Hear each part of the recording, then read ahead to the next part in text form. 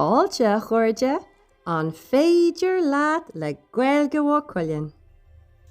Hi chuirde, is me se Andrea agus inniu bé mé ag léamh Daddy na Nullag. Scrífeigh Aine Glynn agus Mr. Ando agus fáiltithe ag ar borde in an snáthad mhór. Mar ecinn sibh is leabhar speisialta é seo, mar is leabhar daithmcáin é. Daddy na Nullag.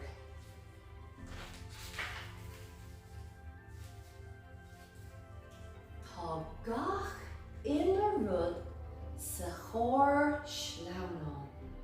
Gach bréagán déanta, gach mála lán. Daddy na Nullag ag tickle lena fian, ag seiceáil an lista, an bhfuil gach rud an. Líróid de híle, cliche de 14, scooter de aisling, bricky de chéan, cámán agus slitter de Huán, guitar de Rebecca, paint de Seán.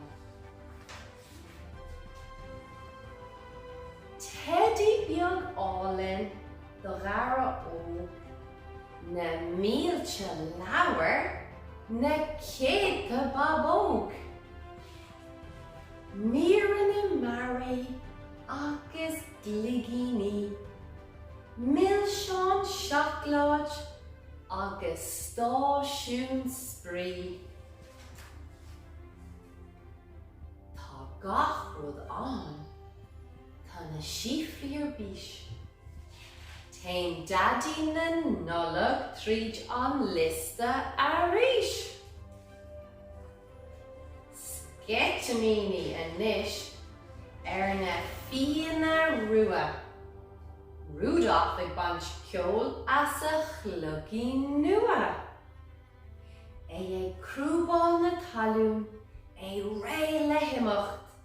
A Daddy na Nullag a bhfuil tú ag teacht. Seo thugann anois é, lena ho, ho, ho, ealaín anois, ealaín go beo.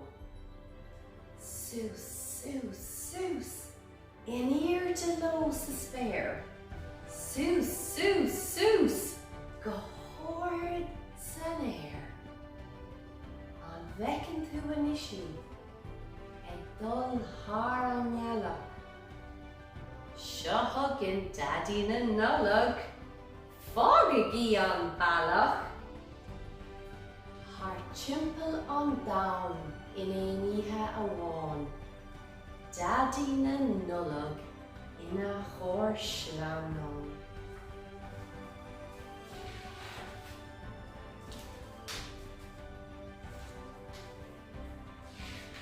An gluiseann tú an tuireann, an gluiseann tú an gló, an gluiseann tú anois, an ho, ho, ho.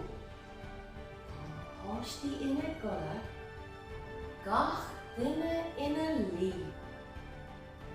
Ach, céard é sin daoine an tí. Cé atá ag teacht, a nús an siimiléir, bréagán aige, donna pháistí go léir. Bruntanas aige is féiríní, go lua wadan bé sport is sprí.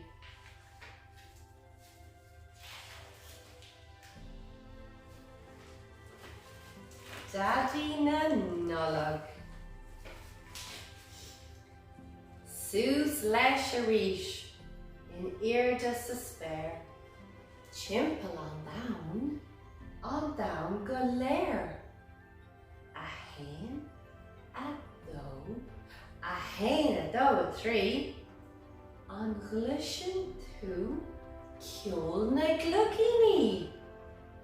A trí, a cethair, a cúig, a sé, daddy na nulog, hip hip, hooray!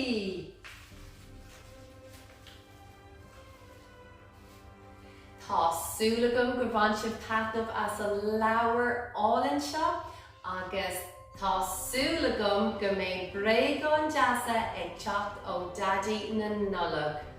Bíú nulog chuna agaí go léir. Slán! A néis a chuirde, déanhuimid bunting le tóran agus túthaláin.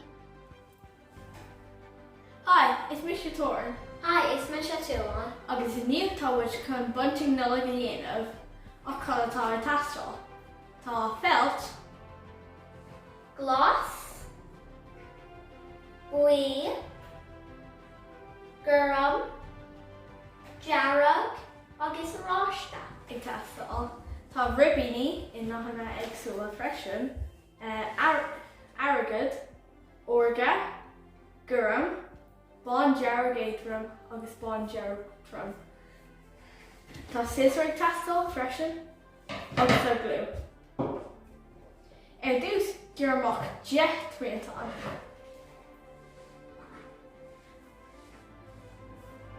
Agus cuining na PC breise felt. Ba siad ag tastal.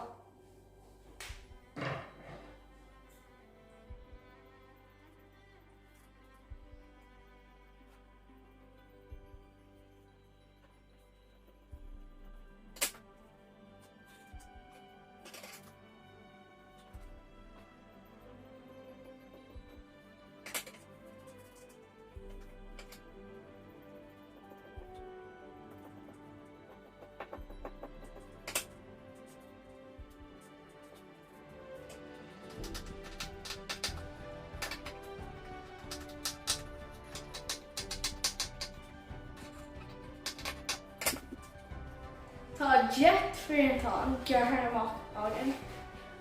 Tá gacín jarrag, gacín rasta, gacín bui, gacín glas agus gacín gurum. Le hair bunting nullag. Cuide do, Rani Gruben. Cén da túlan. An Dasha. Curmach an ribín.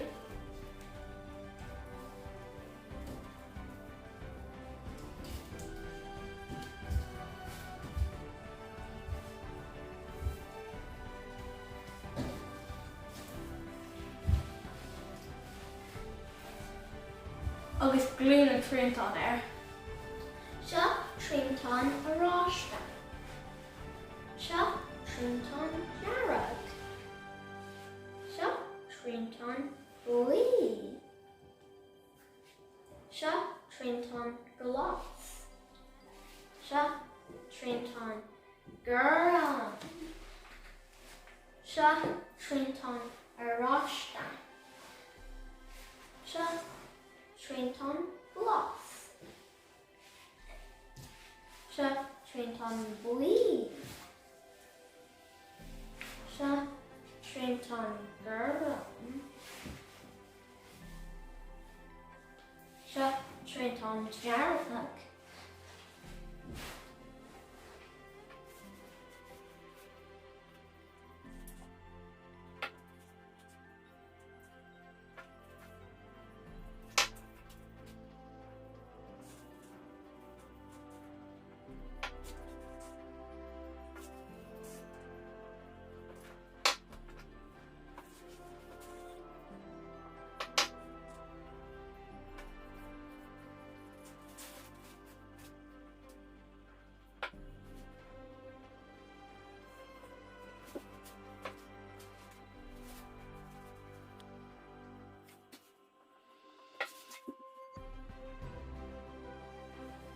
Nuair atá sé sin déanta, glú píosa ribín ar bór freisin.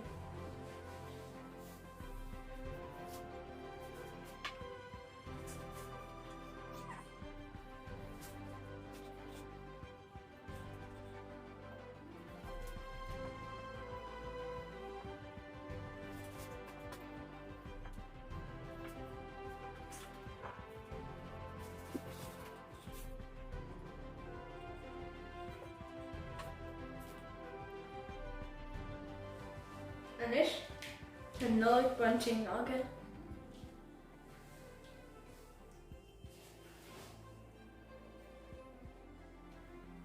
Cuid a trí.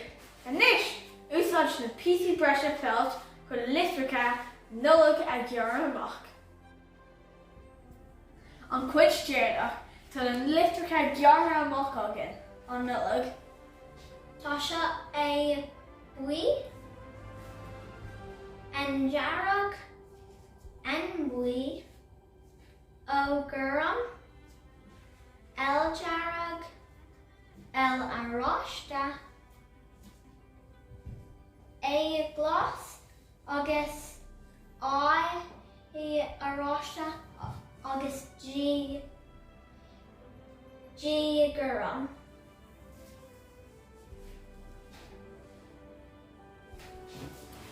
Thug mí ceir dún leis an farsnachta. Anis graimí na litricha síos ina tríán.